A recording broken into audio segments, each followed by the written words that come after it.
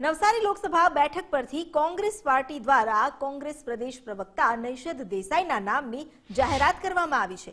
નૈષદ દેસાઈ સામે ભાજપના દિગ્ગજ નેતા અને ગુજરાત ભાજપ પ્રદેશ અધ્યક્ષ સી.આર. પાટીલની ચૂંટણી રેસ મેદાનમાં છે, જેમની સામે કોંગ્રેસે નૈષદ દેસાઈને ચૂંટણી મેદાનમાં ઉતાર્યા છે। નૈષદ દેસાઈએ આજરોજ ડોક્ટર બાબા સાહેબ આંબેડકરની જન્મજયંતિ નિમિત્તે રિંગ રોડ સ્થિત બાબા સાહેબ આંબેડકરની પ્રતિમાને હાર પહેરાવી ચૂંટણી પ્રચારના શ્રી ગણેશ કર્યા।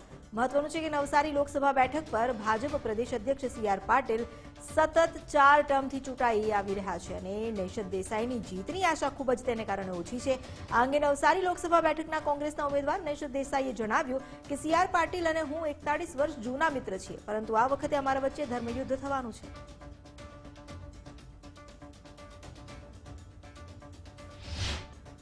નવસારી લોકસભા બેઠક ઉપરથી કોંગ્રેસના નેતા નૈષદ દેસાઈના નામની જાહેરાત કરવામાં આવી છે। ત્યારે નૈષદ દેસાઈ દ્વારા આજરોજ ડોક્ટર બાબા સાહેબ આંબેડકરના જન્મદિવસે ચૂંટણી પ્રચારના શ્રી ગણેશ કરવામાં આવ્યા છે। વહેલી સવારે તેઓએ આંબેડકરની પ્રતિમાને હાથ તોડા કર્યા છે અને હવે તેઓ ચૂંટણી પ્રચારની શરૂઆત કરી છે। ત્યારે નૈષદ દેસાઈ આપણી જોડે જોડાય છે, સીધી વાત કરીશું તેમના જોડે।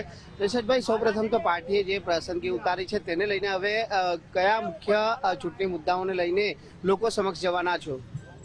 ભીમરાવ આંબેડકરને પાછા જીવતા કરવા છે, કારણ કે એમણે બનાવેલું સંવિધાન અત્યારે ભયંકર ખતરામાં છે। એટલે અમારી પ્રાર્થના છે કે ડૉક્ટર ભીમરાવ આંબેડકર ફરીથી જન્મ લે અને તમામ ભક્તો આંબેડકરના અને દેશના તમામ ભક્તો આ સંવિધાનને બચાવવા, સ્વતંત્રતા અને સમાનતાને બચાવવા માટે આ ચૂંટણીના ધર્મયુદ્ધમાં પોતાની ફરજ અદા કરે। નવસારી લોકસભા બેઠક ઉપર આપની સામે પ્રબળ અને દિગ્ગજ નેતા છે, કઈ રીતના ફાઇટ આપવું લોકોએ નક્કી કરવાનું છે। એ ભારતીય જનતા પાર્ટીના પ્રદેશ અધ્યક્ષ છે, એટલે એની સામે ભયંકર અમારો ધર્મયુદ્ધ છે।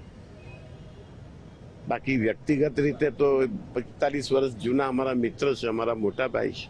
નવસારી લોકસભા બેઠક પર જીતની આશા મતદારો જીતશે સ્વતંત્રતા અને આઝાદીને બચાવવા માટે। તો બિલકુલ આ હતા નૈષદ દેસાઈ, જેઓ સુરત નવસારી લોકસભા બેઠક ઉપરથી પાર્ટી દ્વારા તેઓના નામની જાહેરાત કરવામાં આવી છે।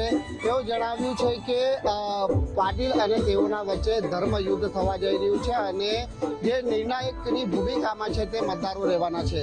કેમેરામેન અજય કુમાર સાથે રાકેશ ભટ્ટ, ગુજરાત ફર્સ્ટ, સુરત।